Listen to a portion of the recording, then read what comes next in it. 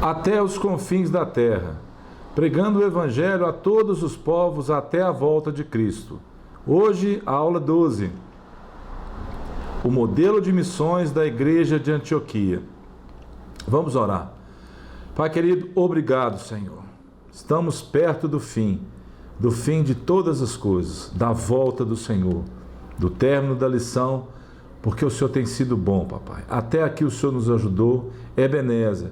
Abençoa o meu irmão, a minha irmã, nos dá compreensão, nos dá discernimento mesmo, de todas as coisas, papai, que podemos fazer para alegrar o teu coração, para poder realmente levar o teu evangelho, papai, levar a boa notícia, a boa nova às pessoas em todo o mundo. Muito obrigado, pai, em nome de Jesus. Vamos lá então para o texto áureo. Havia na igreja de Antioquia profetas e mestres: Barnabé, Simeão, por sobrenome Níger, Lúcio de Cirene, Manaém, Colasso de Herodes, ou seja, irmão de criação de Herodes, o tetrarca, e Saulo. E servindo eles ao Senhor e jejuando, disse o Espírito Santo: Separai-me agora Barnabé e Saulo para a obra a que os tenho chamado. Então, jejuando e orando e impondo sobre eles as mãos, os despediram. Então, os que foram dispersos por causa da tribulação que sobreveio a Estevão, se espalharam até a Fenícia, Chipre e Antioquia, não anunciando a ninguém a palavra, senão somente aos judeus. Está lá em Atos capítulo 11. E prossegue: alguns deles, porém, que eram de Chipre e de Cirene, e que foram até Antioquia, falavam também aos gregos, anunciando-lhes o evangelho do Senhor Jesus. A mão do Senhor estava com eles, e muitos, crendo, se converteram ao Senhor. A notícia a respeito deles chegou aos ouvidos da igreja que estava em Jerusalém, e enviaram Barnabé até Antioquia. Tendo ele chegado e vendo a graça de Deus, alegrou-se e exortava a todos a que com firmeza de coração permanecessem no Senhor. Porque era homem bom, cheio do Espírito Santo e de fé, e muita gente se uniu ao Senhor. E partiu Barnabé para Tarso à procura de Saulo. Tendo-o encontrado, levou-o para Antioquia. E por todo um ano se reuniram naquela igreja e ensinaram numerosa multidão. Em Antioquia foram os discípulos pela primeira vez chamados de cristãos. Que maravilha! Verdade prática. A ação do Espírito Santo é a garantia do sucesso de toda a obra missionária. Jesus disse: recebereis poder ao descer sobre vós o meu Espírito. Vamos lá para a introdução.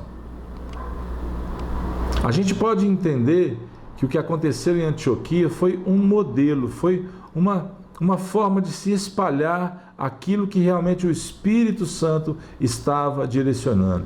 Barnabé foi para lá para saber o que estava acontecendo.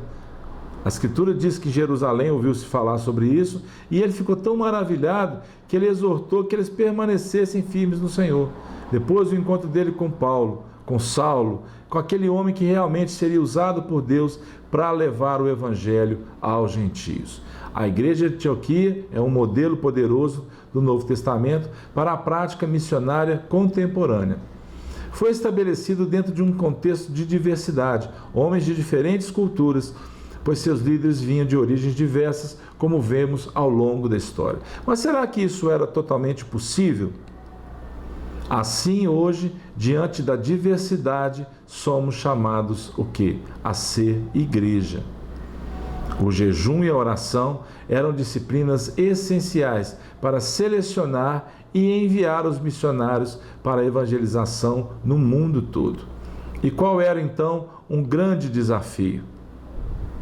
Está aí o mapa da primeira viagem missionária de Paulo. Você pode depois acompanhar as cidades, ver onde começou a viagem, por onde ele foi passando, depois voltando para Antioquia, que está ali à direita, na parte inferior do mapa. Você depois pare o celular, pare o computador, fique olhando essa imagem um pouquinho e namore um pouquinho essa cidade para você entender por onde Paulo passou. Complexa e desafiadora, a primeira viagem missionária de Paulo foi um marco no cristianismo e na história do Evangelho. Antioquia, da Síria, era conhecida como a Rainha do Oriente. A cidade tinha uma população estimada de 500 mil habitantes, constituída de diversas nacionalidades, e por isso dizia-se ser possível conhecer os costumes do mundo inteiro pela mistura de povos que frequentavam suas praças. Não por acaso essa cidade tornou-se segunda capital do cristianismo, depois de Jerusalém, e sede também de missões da igreja cristã. Lucas altera um pouco o foco de sua narrativa, outrora centralizada em Jerusalém, para o ministério aos gentios, a partir de Antioquia da Síria e a subsequente disseminação da igreja pelo mundo todo. Após a perseguição que sucedeu por causa da morte de Estevão, nós falamos na aula passada, que fez os membros da igreja de Jerusalém se dispersarem para a Judéia e Samaria, o que aconteceu? O Espírito Santo dirigiu os passos dos primeiros cristãos dispersos para os confins da terra, chegando agora, portanto, a Antioquia da Síria. Agora, como centro da obra missionária, ressaltamos que haviam apenas duas cidades mais importantes do que Antioquia da Síria: Roma e Alexandria. Uma reflexão para nós. Não foram os apóstolos ou obreiros, mas os leigos, os discípulos e os crentes em geral, outrora dispersos por causa da perseguição em Jerusalém, que anunciaram o evangelho aos gentios e, consequentemente, fundaram essa cidade, essa igreja, neste centro espiritualmente estratégico ali em Antioquia. E Barnabé viajou mais de 400 quilômetros de Jerusalém até Antioquia, e ao chegar ficou surpreso e os exortou a permanecerem firmes no Senhor. E pela primeira vez ali, eles foram chamados de quê? De cristãos. A conclusão: possuía uma liderança constituída a cidade de Antioquia, aquela igreja daquela cidade, sem barreiras raciais ou espirituais, sem preconceito, que permitia perfeita adoração, oração e que mais? Serviço na diversidade das pessoas salvas. Consequentemente, o impacto disso favoreceu as multidões não alcançadas na Ásia Menor e na Europa. A direção do Espírito Santo, então, permitiu orientação e execução perfeitas do plano maravilhoso de Deus. Porque Deus é quem efetua em vós tanto querer como realizar, segundo a sua boa vontade. Paulo escrevendo aos Filipenses, capítulo 2. Ao final de cada viagem missionária, Paulo e sua equipe prestavam contas à igreja que os havia recomendado. E nós temos dito isso nas aulas. É muito importante que haja uma prestação de contas, que haja uma informação, tanto da igreja que está enviando, como dos missionários que foram para o campo. Por quê? Porque isso faz parte do projeto de Deus, para que haja conversa, para que haja relacionamento. Lembra que nós falamos? Os missionários que são muitas vezes abandonados, igrejas que muitas vezes não têm notícias daquele que eles enviaram, porque há um isolamento, há um enfraquecimento desse elo, desse laço de amor, de companheirismo, de prestação realmente de contas em amor de quem é enviado.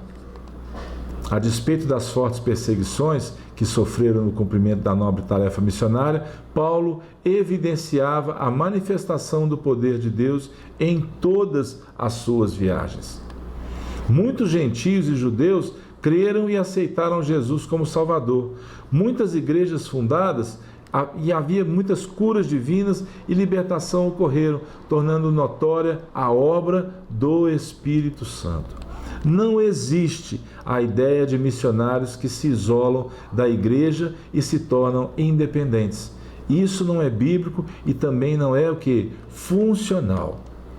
A igreja cristã cumpre o seu propósito quando a cultura de missões faz parte de sua rotina. Evangelizar, participar dos projetos, orar, contribuir, jejuar, se colocar à disposição para ir ao encontro daqueles que precisam ouvir de Jesus é o nosso papel. Seremos capacitados, impulsionados, revestidos para realizar a sublime missão, ganhar vidas para o reino de Deus. E a palavra diz em Provérbios: o fruto do justo é a árvore de vida. E o que ganha almas, ele é o quê? Ele é sábio. Está lá em Provérbios capítulo 11, versículo 30. O ID de Jesus é para mim, é para você, para que nós possamos realmente cumprir. Conheçamos e prossigamos em conhecer o Senhor. O nosso testemunho, missões, compartilhamento, realmente você investir o seu tempo, o seu dinheiro, a sua vida para cumprir esse chamado é algo que vale a pena. A igreja de Antioquia proporcionou muitas coisas para muitas pessoas, principalmente para que Paulo, Barnabé e outros discípulos pudessem, a partir dali, realmente firmar os pés para poder caminhar e fazer missões. Que o Senhor te abençoe, que você seja uma cidade dessa. A partir de você, possam realmente nascer missionários, possam nascer visão do reino de Deus, para espalhar as boas novas do Senhor. Um abraço, fiquem com Deus e até a próxima aula, em nome de Jesus.